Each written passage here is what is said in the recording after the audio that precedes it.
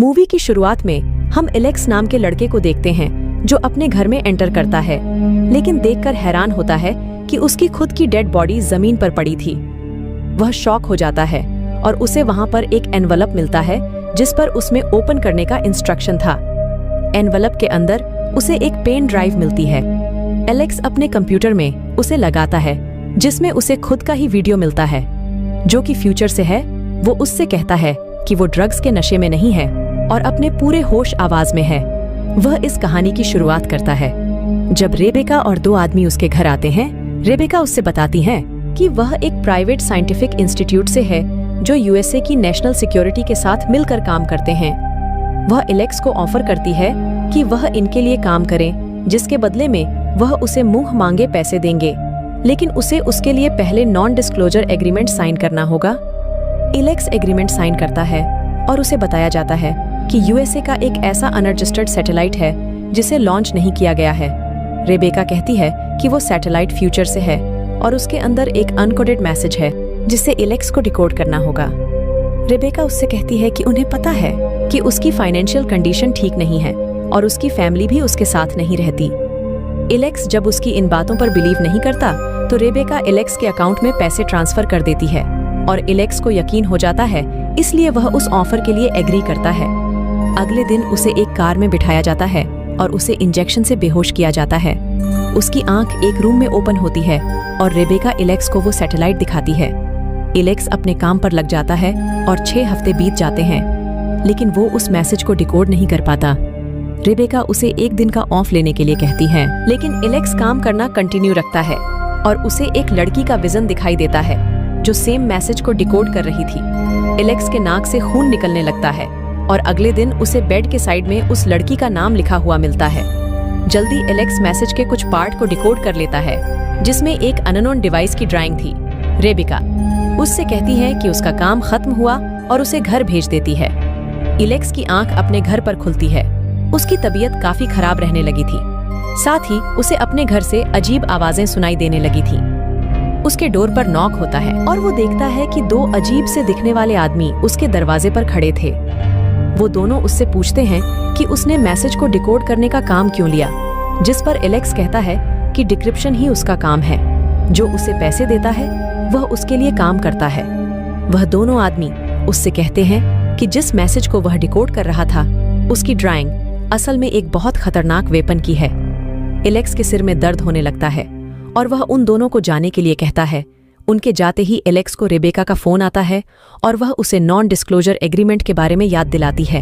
Alex समझ जाता है कि वह लोग उस पर नजर रख रहे हैं। रात को एलेक्स जब अपना काम करने के लिए कंप्यूटर के सामने बैठता है तो अचानक लाइट चली जाती है। वो बाहर आता है जहां उसे वो अजीब सा दिखने वाला आदमी फिर से दिखता है। वो आदमी अचानक बड़ा होने लगता है। एलेक्स डर कर अंदर चला जाता है। इस आदमी का साइज और ग्रो होने लगता है और एलेक्स अपनी विंडो पर खड़ा होकर उसके हाथ को टच करता है और यहीं पर सीन कट हो जाता है। अगले ही दिन उसके घर रेबेका आती है और एलेक्स उससे कहता है कि ह्यूमन सिर्फ 2 डायमेंशन स्पेस में रहते हैं, लेकिन जो लोग उससे मिलने आए थे वो टाइम और स्पेस में अपनी मर्जी से मूव कर सकते हैं। एलेक्स उससे कहता है कि वो लोग जो चीज बना रहे हैं उससे पूरी दुनिया खत्म हो सकती है और इससे वर्ल्ड वॉर थ्योरी हो सकता है। रेबेका कहती है कि उसे पता है कि एलेक्स को ब्रेन ट्यूमर है, लेकिन एलेक्स उसके लिए उन्हें ब्लेम करता है क्योंकि उन्होंने उसे रेडियो एक्टिव रूम में रखा। वो रेबेका को उस डिवाइस की कंस्ट्रक्शन को रोकने के लिए कहता है। अब प्रेजेंट डे वाला एलेक्स को देखते हैं जो अपने ही डेड बॉडी को एक जगह पर जाकर गाड़ देता है और वापस आकर वह वीडियो कंटिन्यू करता है। उसका फ्यूचर वर्जन कहता है कि रेबेका उसकी बात नहीं सुनना चाहती थी क्योंकि वह जान गया था कि कुछ खतरनाक होने वाला है। जब उसे उस लड़की का ध्यान आया तो वो उससे मिलने गया।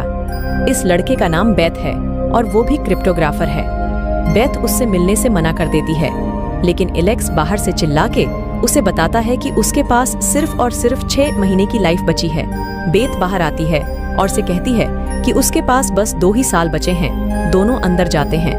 बेथ एलेक्स को कहती है कि जब उसे पता चला कि वो एक वेपन है तो उसने भी उनके साथ काम करना बंद कर दिया था।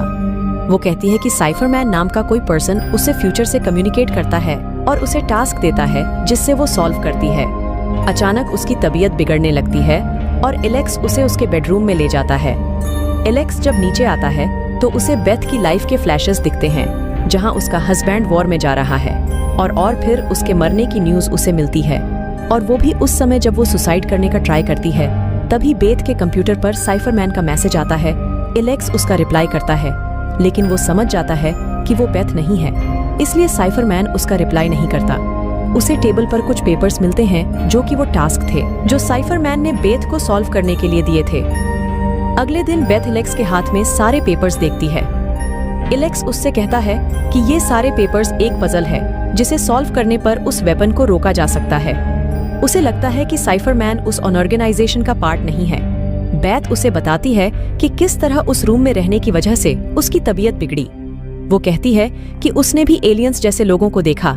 बेथ का मानना है कि अगर कोई उन्हें फ्यूचर से कांटेक्ट कर सकता है तो वो लोग भी सैटेलाइट से कम्युनिकेट करके उस वेपन के बनने से रोक सकते हैं। बेथ की तबीयत खराब होने लगती है और वो एलेक्स को जाने के लिए कहती है। जब एलेक्स घर पहुंचता है तो देखता है कि रेबेका उसके घर के बाहर थी।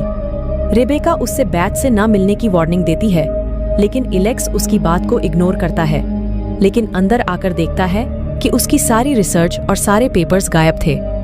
रात में बेथ अपने घर के बाहर एक बहुत तेज लाइट देखती है और वो चिल्लाकर छुपने लगती है। दूसरी तरफ एलेक्स को साइफरमैन का मैसेज आता है। एलेक्स को लगता है कि वो रेबेका है, लेकिन वो मना करता है। तभी वहां पर बेथ आती है और वो कहती है कि उसे यहाँ पर साइफरमैन ने भेजा है ताकि वो दोनों मिलकर उस फ्यूचर टेक्नोलॉजी को डिस्ट्रॉय कर सके। दोनों साथ में बैठकर एक ऐसा वायरस रेडी करने में लग जाते हैं जो कि उस डिवाइस को खत्म कर सकेगा। तभी वहां रेबेका पहुंचती है। वो उन्हें बताती है कि वो ही साइफरमैन है जो कि इस खतरनाक वेपन को बनने से रोकना चाहती है। ये बात उसके रिप्रेजेंटेटिव्स को पता चल चुकी है। वो उन दोनों को इंस्टीट्यूट के फाउंडर का नाम देती है और उन दोनों को उसके पास जाने को कहती है।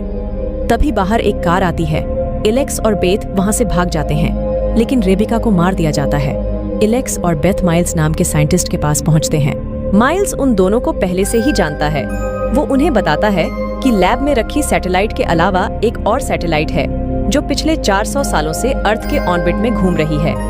फ्यूचर से एलियन ह्यूमंस के ग्रो होने का वेट कर रहा है ताकि वह कैसे भी स्पेस तक पहुंच सके, जिससे वह उस सैटेलाइट में पहुंचकर उस मैसेज को एनक्रिप्ट करें। उस सैटेलाइट में एक ब्लूप्रिंट भी है जो कि एक ऐसी मशीन का है जिससे ह्यूमन इवोल्यूशन खत्म हो जाएगा। लेकिन जब माइल्स ने इस बारे में अपने कलीग्स को बताया तो सब ने उसका मजाक उड़ाया। वो कहता है कि एलियंस अलग अलग डायमेंशन में जा सकते हैं, लेकिन ह्यूमंस के डायमेंशन में वो अब भी इंटरफेयर नहीं कर सकते। लेकिन उस मशीन के बन जाने से एलियंस ह्यूमंस की डायमेंशन में एंटर करके कुछ भी कर सकेंगे।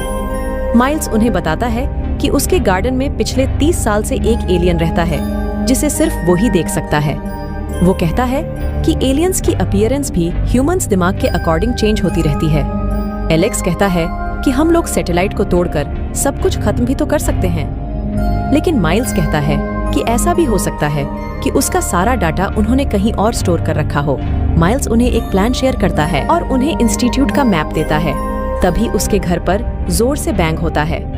एलेक्स और बेथ वहां से भाग जाते हैं। एलेक्स और बेथ को इंस्टीट्यूट की बिल्डिंग मिल जाती है और वो दोनों छुपकर उसके अंदर एंटर करते हैं। दोनों अपने प्लान को कामयाब करने के लिए अलग हो जाते हैं और एलेक्स एक गार्ड का अजीब बिहेवियर देखता है और जल्दी समझ जाता है कि इंस्टीट्यूट के अंदर टाइम एक लूप है। दूसरी तरफ बेड भी इस लूप में फंसने लगती है जब अचानक वो बॉम्ब को एक्टिवेट करके वहां से भागने लगती है, लेकिन टाइम लूप की वजह से वो दोबारा वहां पर पहुंच जाती है। एलेक्स एक डार्क रूम में बॉम्ब लेकर भागता है जब एक एलियन उसके पीछे आता है और उसे टच करके छोटे पार्टिकल्स में अलग कर देता है। जब एलेक्स की आंख खुलती है तो देखता है कि उसे बंधा गया है। वो खुद को एक ह्यूमनॉइड के सामने देखता है। एलेक्स सोचता है कि वो मर चुका है, लेकिन ह्यूमनॉइड कहता है कि ऐसा नहीं है। वो काफी क्यूरियस है कि ह्यूमन टाइम को किस तरह फील करते हैं। एलियंस के लिए टाइम और स्पेस जैसी कोई चीज नहीं है, लेकिन ह्यूमंस के लिए अगला हर एक स्टेप मिस्ट्री है और इसी चीज को एलियन फील करना चाहता है। जब एलेक्स दोबारा से बीमार होने लगता है तो एलियन उसे ऑफर करता है कि वो उसे वापस उसके बीमार होने से पहले वाले टाइम में बेच सकते हैं। एलेक्स कहता है कि उसे इंस्टीट्यूट जाना ही नहीं चाहिए था और उस ऑफर को एक्सेप्ट करना ही नहीं चाहिए था। एलियन सरप्राइज होता है क्योंकि वो अपनी सिचुएशन को चेंज नहीं कर सकता। तभी अचानक एलेक्स अपने रूम में पहुंचता है, लेकिन वह ये भी सोचता है कि सब चीजें ऑलरेडी हो चुकी हैं, शायद कल कुछ भी ना बदले। वो ड्राइव को एनवेल्प में डालता है। वो वीडियो के एंड में बेथ को भी वार्निंग देता है और एलेक्स को कहता है कि वो सब कुछ भूल जाए और अपनी लाइफ अपने तरीके से जिए। इसी के साथ ये मूवी यही खत्म होती है। दोस्तों, अगर ये मूवी की एक्सप्लेनेशन अच्छी लगी हो तो कमेंट करके जरूर बताएं और वीडियो को लाइक और चैनल को सब्सक्राइब करें। मिलते हैं नेक्स्ट वीडियो में।